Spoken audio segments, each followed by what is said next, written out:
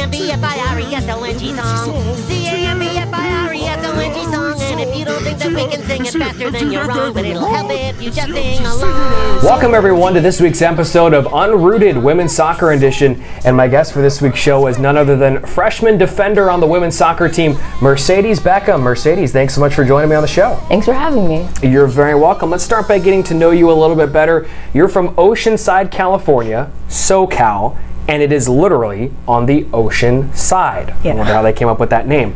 I take it Harbor Beach was probably a popular place for you growing up? The beach was definitely a place we all went to. My high school was 5 minutes away from the pier, so going to the piers all the time.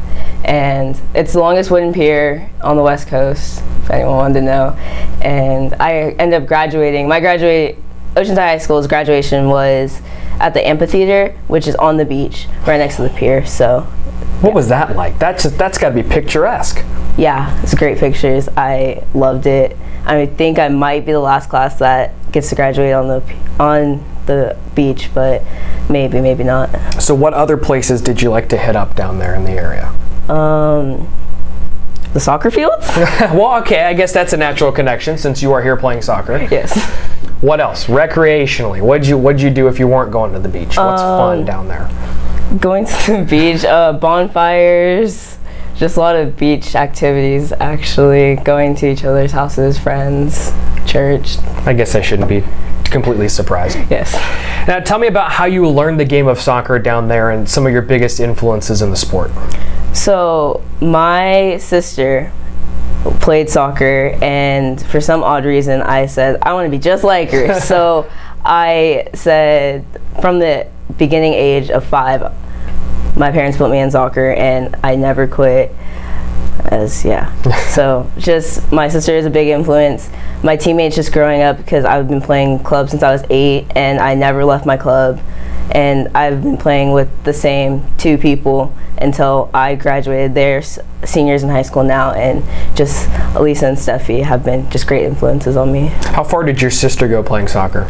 She stopped at high school. She didn't want to play college soccer. She wanted to get the big school experience, and she went to Sac State, so I don't know. So I guess you weren't exactly. Yeah, I'm better than her. Whoa! Yes. Shots fired. Okay, well maybe we'll have to get her on the show next week and try and figure this out. Settle the score a little bit.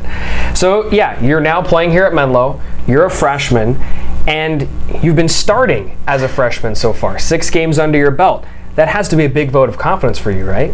Yes. Coming in, I did not expect this at all. I think, especially coming in with Robin, I was just scared because new coach, but I took it as I'm going to start as a clean slate. She hasn't seen me play. She's only just heard I'm on the team. So came in, I went to the ID camp just working hard and just hoping for the starting spot and just some playing time, and that's what I have. So pretty happy about it. And the team is definitely helping me out with the confidence part. They really just trust me. And the team has been succeeding a lot so far. Yes. 4-2 so far on the young campaign. The offense is rolling right now for the Oaks, which I know was a problem a little bit a season ago, but you guys scored 4 goals in the last game against Sierra Nevada. You're a defender, but where has all this offense come from? One thing is, to play offense, everyone has to really contribute. A defender can't just defend. So we have to make those connections to the midfielders and the forwards, and just everyone's really attack-minded and also defensive-minded, because we try our best not to give up as many goals, but just everyone's really pushing forward and really just going for it and really going for goal. So I think that's outburst. Yeah. What's interesting when you look at this team, no one has scored more than 2 goals so far on the season. So the distribution has been very even, and I imagine it's very tough to play defense against you guys because you have to account for so many different players, yes. Right? We have a lot of depth with our team. Just everyone wants to go for goal, and the selfishness, just I want to score instead of passing along the 18 is definitely something the team doesn't have, and that's a good thing, because passing in the 18 is just boring. You want to see goals. So I think that's what our team's really going for. How much did these non-conference games help you guys as a team prepare for the upcoming conference schedule, which can be pretty brutal at times? So we did the LA trip already. I think that definitely prepared me and some of the other newcomers, because I wouldn't know what leaving Wednesday and playing Thursday and Saturday and coming back Saturday night would be like. But I think just the playing games, not just here, we didn't have as many games here, and playing games everywhere just really helps the different, just helps get us into different areas and different climates. Like when we played in Tahoe, it was the altitude, so thin air, and we had to get used to breathing like that.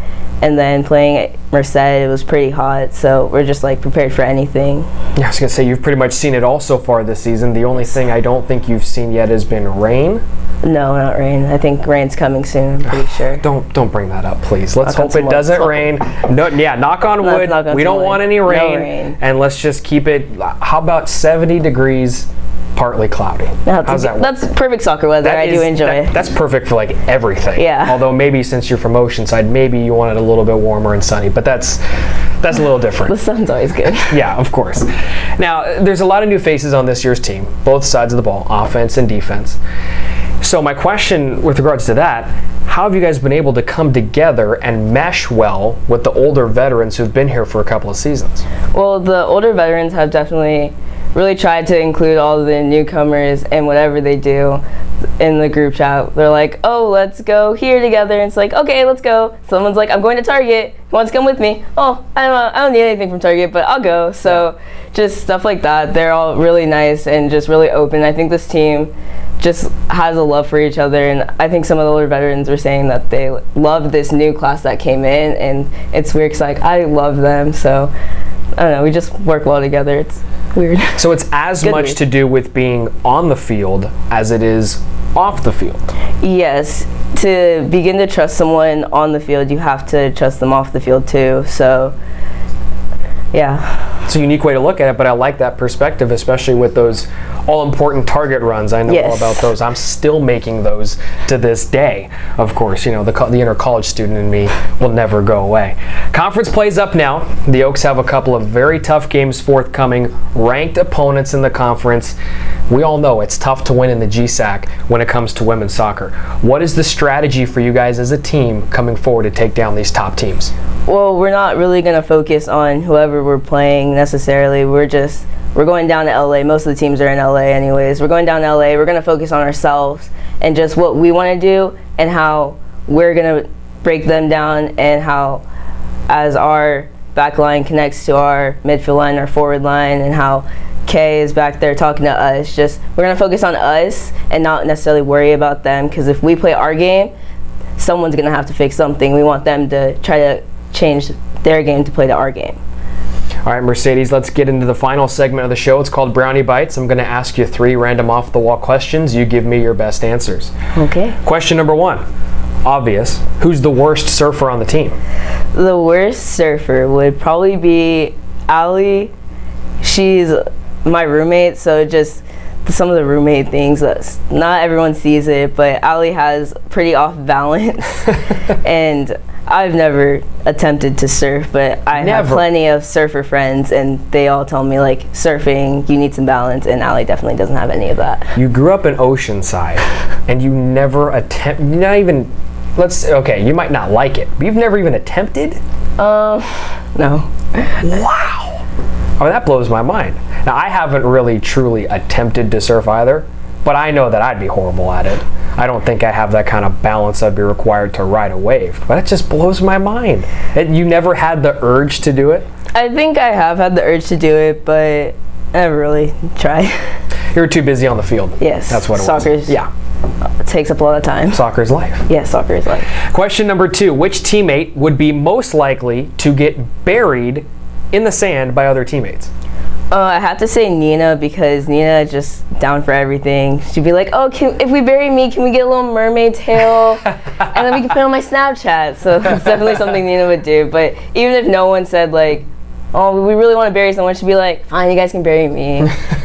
Hey, she's got to do what she's got to do. Yeah. Right? And she's never going to miss a moment for a perfect Snapchat. No, you can't miss that. Question number 3. Which teammate would you not want to be stuck in a boat with? I have to say Sydney, only because me and Sydney are just similar in a lot of ways. We're similar body type. We act kind of similar, and just the resources that we would need for that. If I can't do something or Sydney can't do something, the odds are the other one probably can't do it either. It's like, oh, and we're sinking. We don't know what to do at this point. So who knows what to do? So who would survive longer? Would it be a tie then between you two? It might be a tie. If one's going down, the other one's going down with you. Yeah, right? if it comes down to both of us swimming, it may not end well for either of us.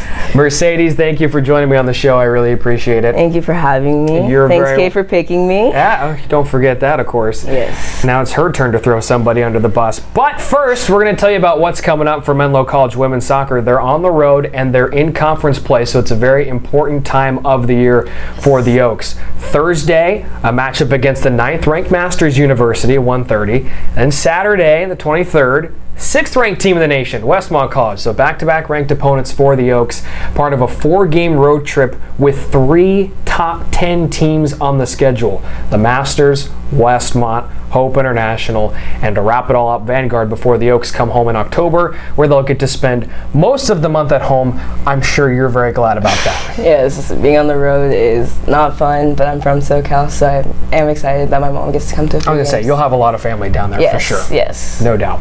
We invite you to tune in to next week's show. Mercedes will select the next interviewee on Unrooted Women's Soccer Edition. So until then, we'll see you next week, and take care. C-A-M-B-F-I-R-E-S-O-N-G song. C-A-M-B-F-I-R-E-S-O-N-G song. And if you don't think that we can sing it faster, then you're wrong. But it'll help if you just sing along.